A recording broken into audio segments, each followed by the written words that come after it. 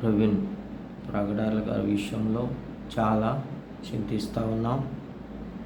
చాలా బాధాకరమైనటువంటి విషయము. అలాంటి వ్యక్తి మరి మనకు దూరం అవటం చాలా బాధాకరమైన విషయమే. మరి ఆయన ఎంతో మరి బైబిల్ మీదే కాదు, అనేకమైన గ్రంథాల మీద ఆయనకు అవగాహన కలిగినటువంటి, జ్ఞానం కలిగినటువంటి వ్యక్తి.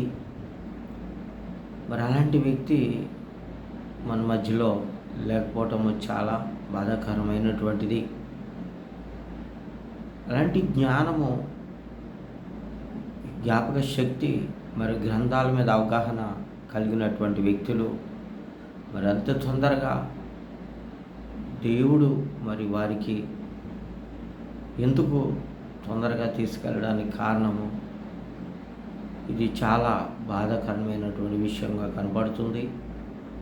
చాలా విషయాలు వారిని బట్టి అలాంటి వారు నేర్చుకునేటువంటి వారుగా ఇంకా చూస్తున్నాం. ఆయన వీడియోలు చూస్తూ ఉంటాం. ఆయన విషయంలో చాలా బాధపడుతూ ఉన్నాం.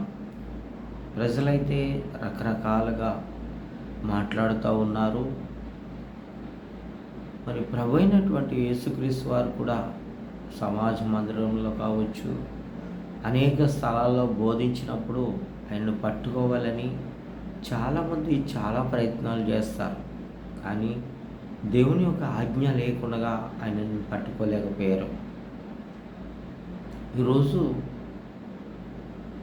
ఇలాంటివి సంఘటనలు జరగటానికి, ఇలాంటి విషయాలు జరగటానికి మరి దేవుడు ఆజ్ఞ లేకుండా జరిగిందా, లేకపోతే కొంతమంది సాతాను యొక్క కుట్రల వల్ల జరిగిందా? ఆ సమయంలో, ఆ సందర్భంలో అలాగెళ్ళవలసినటువంటి కారణం ఏంటి? ఎందుకు వెళ్ళారు?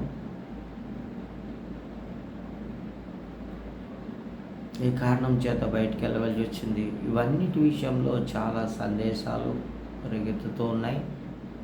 అనేకమైనటువంటి ఆలోచనలు ప్రజల్లోకి వస్తూ ఉన్నాయి. ఇంకా పూర్తి అవగాహన తెలియనటువంటి పరిస్థితి ఇది. కొంతమంది